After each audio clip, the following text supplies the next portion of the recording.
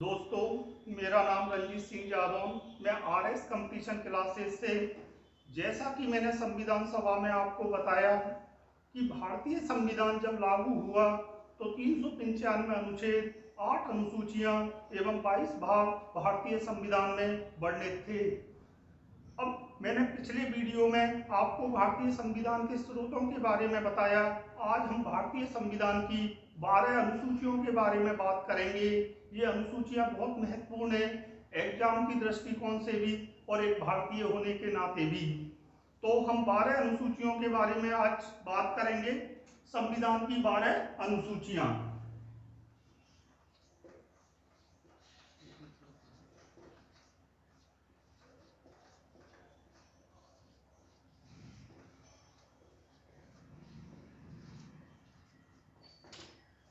देखिए, प्रथम अनुसूची में भारतीय संघ के 28 राज्यों एवं 8 केंद्र शासित प्रदेशों के बारे में वर्णन किया गया है। तो प्रथम अनुसूची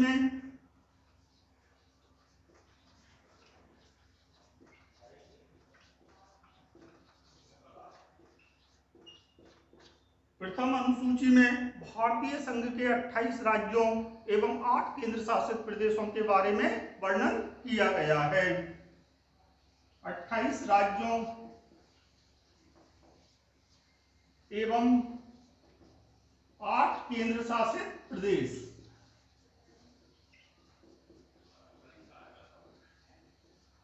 आठ केंद्र शासित प्रदेशों के बारे में वर्णन किया गया है। अब हम दूसरी अनुसूची की बात करेंगे कि द्वितीय अनुसूची में क्या दिया गया है।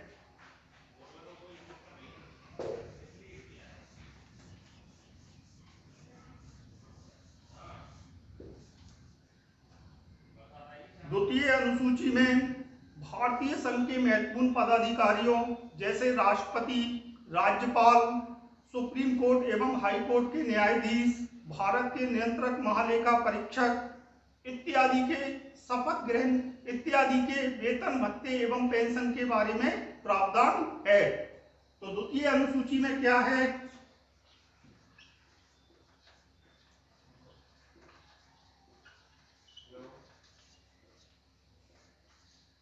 राष्ट्रपति,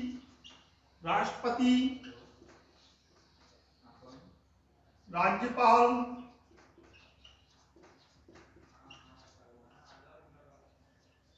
लोकसभा अध्यक्ष एवं उपाध्यक्ष,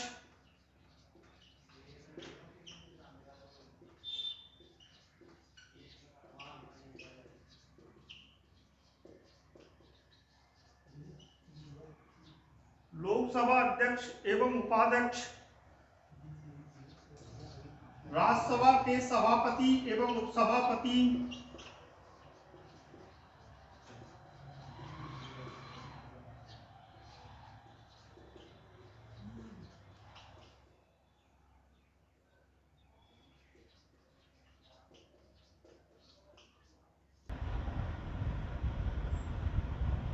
राज्यसभा के सभापति एवं उपसभापति।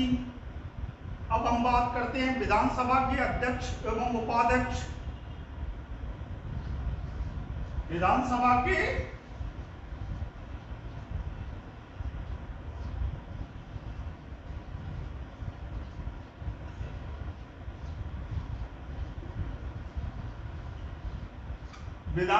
के अध्यक्ष एवं उपाध्यक्ष, विधान परिषद के सभापति एवं उपसभापति, सर्वोच्च न्यायालय के न्यायाधीश एवं उच्च न्यायालय के न्यायाधीश, भारत के नियंत्रक महालेखा परीक्षक इत्यादि के वेतन भत्ते पेंशन के बारे में प्रावधान है।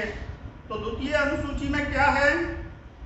राष्ट्रपति, राज्यपाल, लोकसभा अध्यक्ष एवं उपाध्यक्ष, राज्यसभा के सभापति एवं उपसभापति, विधानसभा के अध्यक्ष एवं उपाध्यक्ष, विधान परिषद के सभापति एवं उपसभापति, सुप्रीम कोर्ट के न्यायाधीश एवं हाई कोर्ट के न्यायाधीश व नियंत्रक महालेखा परीक्षक के द्वारा दिया जाने वाला वेतन भत्ते पेंशन के बारे में प्रावधान है। अब हम बात करते हैं तृतीय अनुसूची की। तृतीय अनुसूची में क्या है?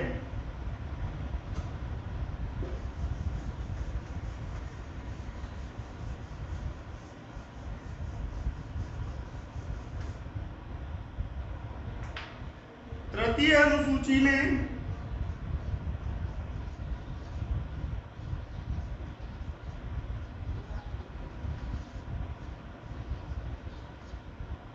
अनुसूची में राष्ट्रपति, उपराष्ट्रपति, भारत सरकार के मंत्री, संसद सदस्य, राज्य विधानसभा के मंत्रीगण, राज्य विधानसभा के सदस्यगण इत्यादि के द्वारा शपथ ग्रहण किए जाने का प्रावधान है।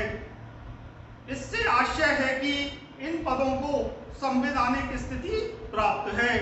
तो तृतीय अनुसूची में राष्ट्रपति,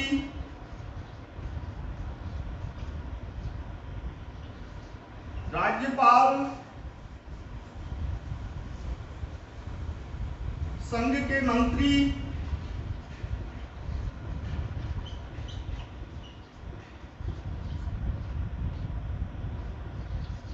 संसद सदस्य,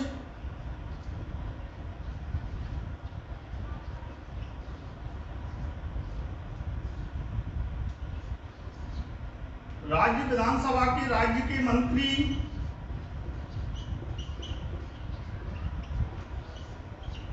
राज्य विधानसभा के सदस्य, एमएलए,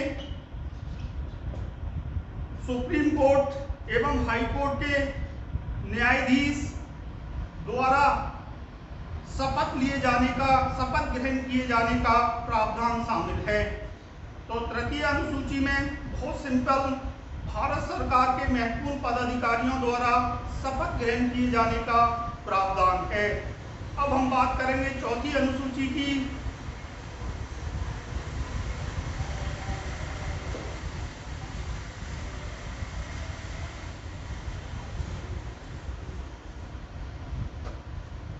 चौथी अनुसूची अर्थात चतुर्थ अनुसूची।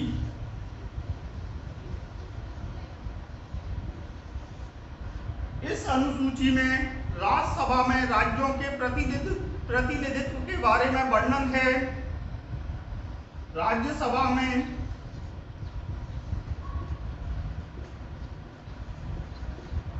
राज्यों के प्रतिनिधित्व के बारे में वर्णन है।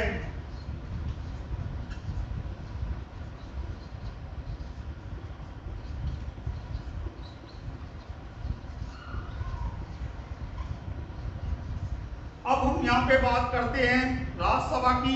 जैसा कि आप सब लोग जानते हो, राज्यसभा की अधिकतम सदस्य संख्या 250 हो सकती है, जिसमें 238 सदस्यों को विभिन्न राज्यों द्वारा एवं केंद्र शासित प्रदेशों द्वारा निर्वाचित किया जाता है, जबकि 12 सदस्यों का मनोनयन अनुच्छेद 80(3) के द्वारा राष्ट्रपति द्वारा किया जाता है। ऐसे लोग जो कला, साहित्य, विज्ञान, समाज सेवा में अच्छी योग्यता रखते हैं, ऐसे 12 लोगों को राष्ट्रपति राज्यसभा में मनोनीत कर सकता है। तो चौथी अनुसूची में राज्यसभा में राज्यों के प्रतिनिधित्व के बारे में बताया गया है। मैं आपकी जानकारी के लिए बता दूं कि राजस्थान से राज्यसभा के लिए 10 सदस्यों का निर्वाचन किया जाता है, जबकि भारत में सर्वाधिक 31 सीटों का निर्वाचन यूपी, उत्तर प्रदेश से राज्यसभा के लिए किया जाता है। अब हम बात करेंगे पांचवी अनुसूची के बारे में।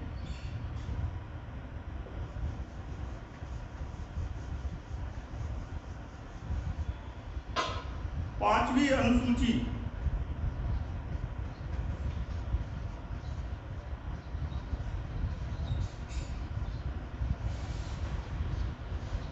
इस अनुसूची में अनुसूचित एवं जनजाति क्षेत्रों के प्रशासन के बारे में वर्णन किया गया है। अनुसूचित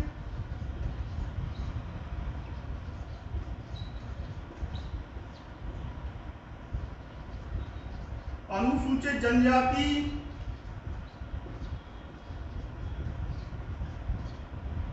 क्षेत्रों के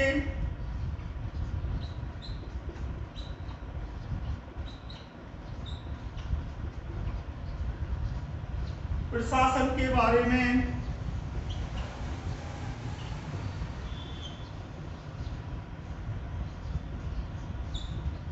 वर्णन किया गया है। तो 5वीं अनुसूची में अनुसूचित एवं जनजाति क्षेत्रों के बारे में, क्षेत्रों के प्रशासन के बारे में वर्णन किया गया है। अब हम बात करते हैं 6वीं अनुसूची की।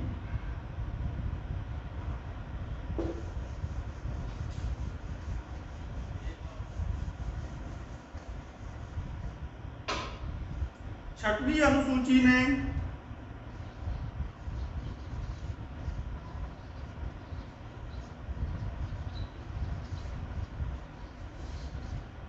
अनुसूची में असम, त्रिपुरा, मणिपुर, मिजोरम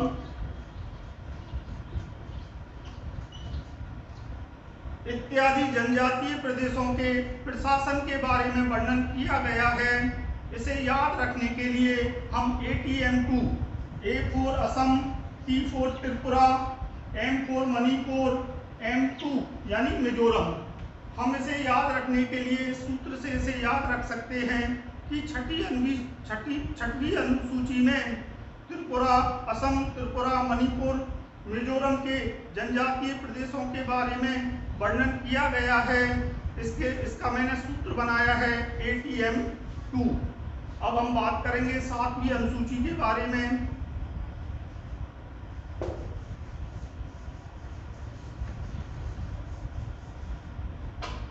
7वीं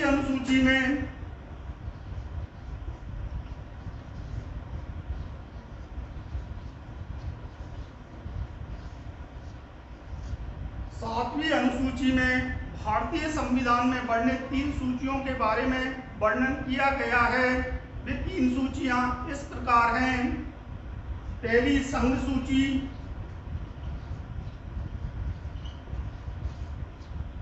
दूसरी राष्ट्र सूची,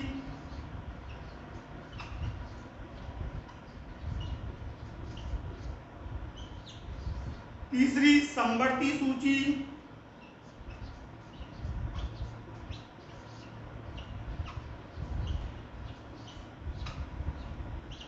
यहाँ पर याद रखने योग्य बात यह है कि संघ सूची पर कानून केंद्रीय संसद बना सकती है। तो संघ सूची पर कानून कौन बना सकती है? केंद्रीय संसद।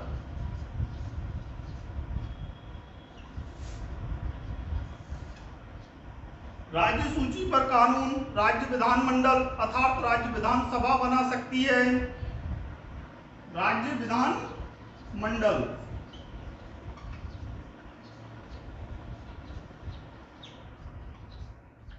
और समवर्ती सूची पर कानून संसद एवं राज्य विधानमंडलें दोनों बना सकती है। संसद एवं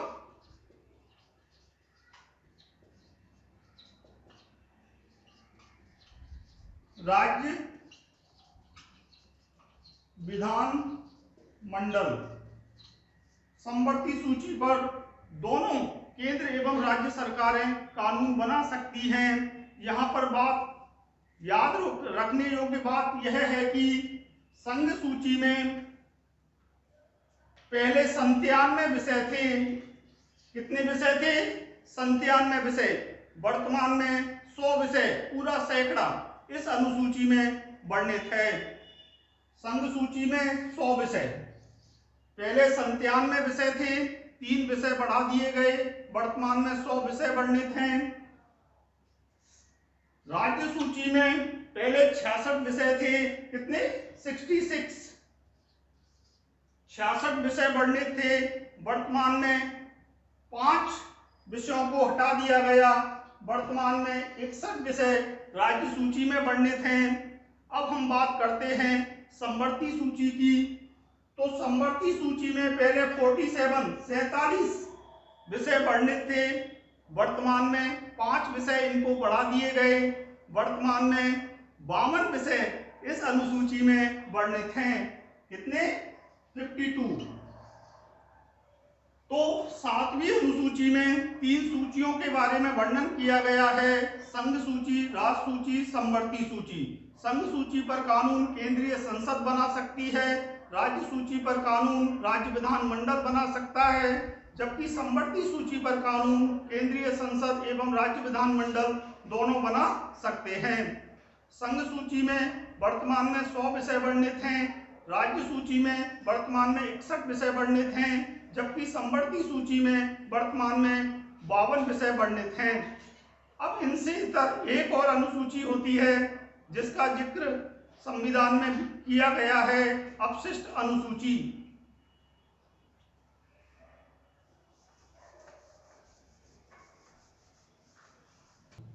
अपशिष्ट सूची, तो अपशिष्ट सूची जो कि कनाडा के संविधान से हमारे संविधान में ली गई है। कौन से देश के संविधान से? कनाडा के संविधान से। इस सूची पर कानून केंद्रीय संसद बना सकती है। इस सूची में बहुत कम विषय वर्णित हैं। एक विषय जो बहुत महत्वपूर्ण है, साइबर क्राइम।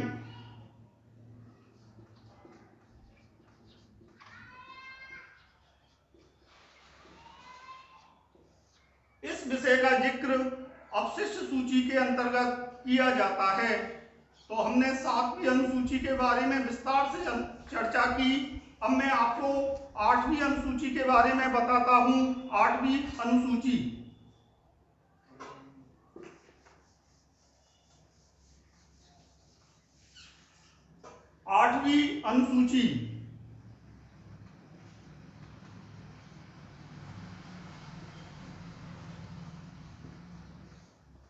इस अनुसूची में भारतीय संविधान में वर्णित भाषाओं के बारे में बताया गया है। संविधान के प्रारंभ में 14 भाषाएं इस अनुसूची में शामिल थी। तो 8वीं अनुसूची में किसके बारे में वर्णन है? भाषाओं के बारे में। संविधान के प्रारंभ में 14 भाषाएं इस 8वीं अनुसूची में शामिल थी। 21वां संविधान संशोधन हुआ 1971 में। इसके द्वारा सिंधी भाषा को 8वीं अनुसूची में शामिल किया गया। बाद में 71वां संविधान संशोधन हुआ 1992 में, जिसके द्वारा 3 भाषाएं कोंकणी, नेपाली एवं मणिपुरी 3 भाषाओं को इस अनुसूची में शामिल किया गया। बाद में 92वां संविधान संशोधन सन 2003 में हुआ, जिसके द्वारा 4 भाषाएं, 92वां संविधान संशोधन 2002, जिसके द्वारा 4 भाषाएं मैथिली, बोडो, संथाली एवं डोगरी, 4 भाषाओं को इस अनुसूची में शामिल किया गया। इस प्रकार वर्तमान में 22 भाषाओं का जिक्र अर्थात 22 भाषाओं का वर्णन इस अनुसूची में है। आप सबको विदित है, राजस्थान से भी राजस्थानी भाषा को इस अनुसूची में शामिल कराने के लिए पुरजोर मांग चल रही है। हम सभी इसका समर्थन करते हैं कि हमारी राजस्थानी भाषा को भी इस अनुसूची में शामिल किया जाए और उसे संरक्षित एवं संवर्धित किया जाए। तो 8वीं अनुसूची में भारतीय संघ की भाषाओं के बारे में वर्णन है जो संविधान में शामिल हैं। अब हम बात करेंगे 9वीं अनुसूची के बारे में।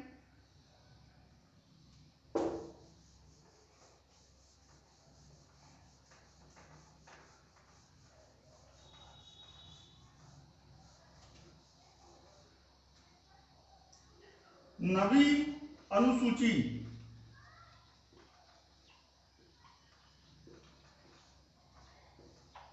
इस अनुसूची को प्रथम संविधान संशोधन 1951 के द्वारा जोड़ा गया। प्रथम संविधान संशोधन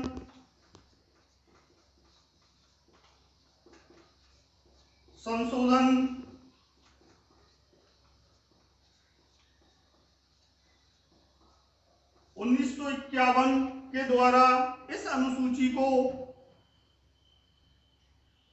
9वीं अनुसूची को हमारे संविधान में जोड़ा गया। यह अनुसूची भूमि सुधार कानूनों से संबंधित है।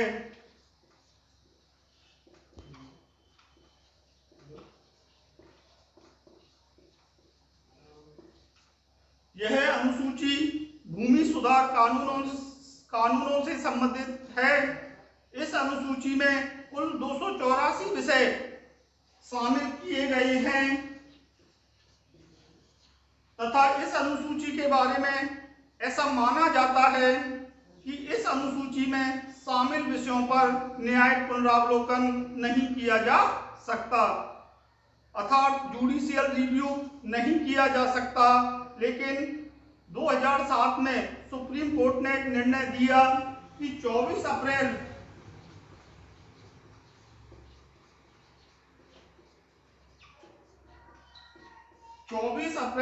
1975 के बाद जो भी विषय इस अनुसूची में शामिल किए गए हैं उनका न्यायिक पुनरावलोकन किया जा सकता है।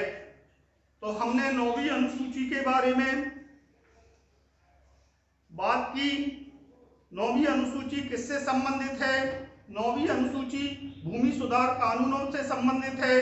इस अनुसूची को प्रथम संविधान संशोधन 1951 के द्वारा जोड़ा गया तथा इस अनुसूची में कुल 284 विषय वर्णित हैं। अब हम बात करेंगे 10वीं अनुसूची के बारे में। 10वीं अनुसूची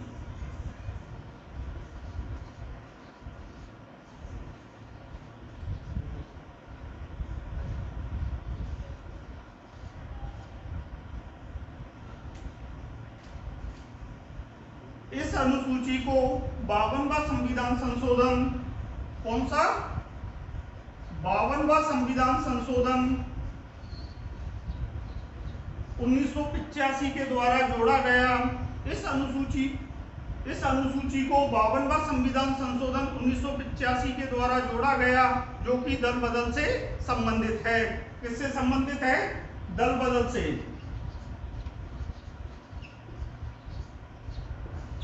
जो भी एमपी अर्थात सांसदगण या एमएलए दल बदल करते हैं तो इस अनुसूची में दल बदल के बारे में विस्तार से बताया गया है। उस समय प्रधानमंत्री राजीव गांधी थे। कई बार ये प्रश्न भी आता है, एक बार आईएएस की एग्जाम में भी पूछा गया था कि 10वीं अनुसूची को कौन से प्रधानमंत्री के द्वारा जुड़वाया गया, तो उस समय प्रधानमंत्री राजीव गांधी थे। तो 10वीं अनुसूची दल बदल से संबंधित है।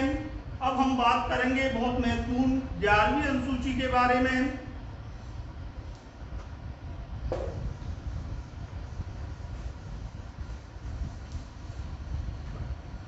11वीं अनुसूची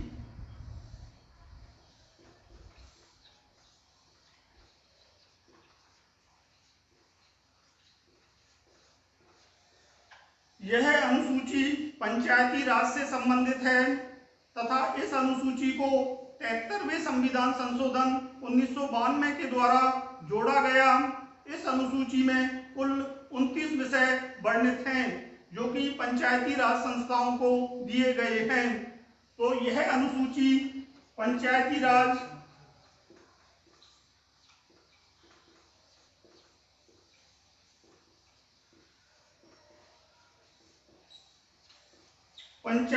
संस्थाओं से संबंधित है।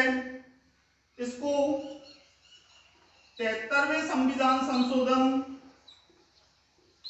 1992 के द्वारा जोड़ा गया तथा इस अनुसूची में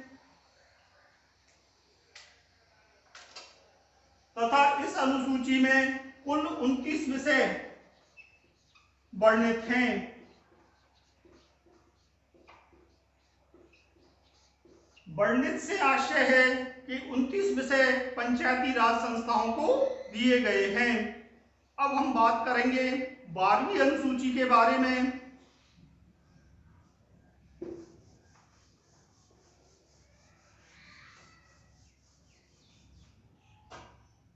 12वीं अनुसूची के बारे में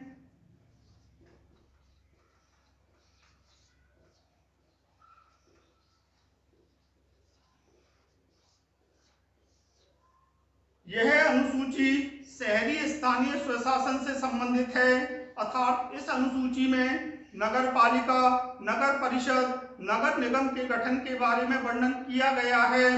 इस अनुसूची को 74वां संविधान संशोधन 1992 के द्वारा जोड़ा गया तथा इस अनुसूची में कुल 18 विषय वर्णित हैं। तो 12वीं अनुसूची किससे संबंधित है? शहरी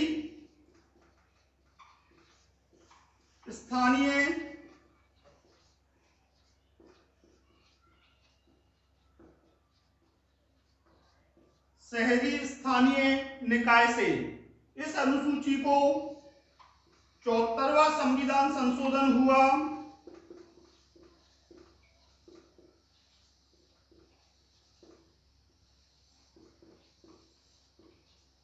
1992 में,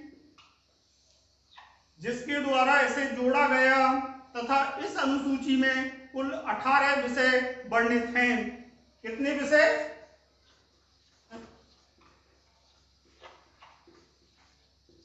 इस अनुसूची में 18 विषय वर्णित हैं। यहाँ पर आपकी अनुसूचियां पूरी होती हैं, अर्थात हमारे संविधान की अनुसूचियां समाप्त होती हैं।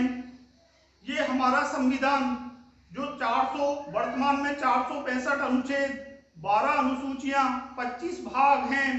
ये 465 अनुच्छेद 12 अनुसूचियों में विभाजित हैं। अगर आपको ये मेरा वीडियो पसंद आए तो प्लीज शेयर करो, लाइक करें, सब्सक्राइब करें, कमेंट्स करें और ज़्यादा से ज़्यादा लोगों को बताएं। अगले वीडियो में मैं संविधान के भागों के बारे में विस्तार से चर्चा करूंगा। तब तक के लिए जय हिंद, जय भारत, नमस्कार।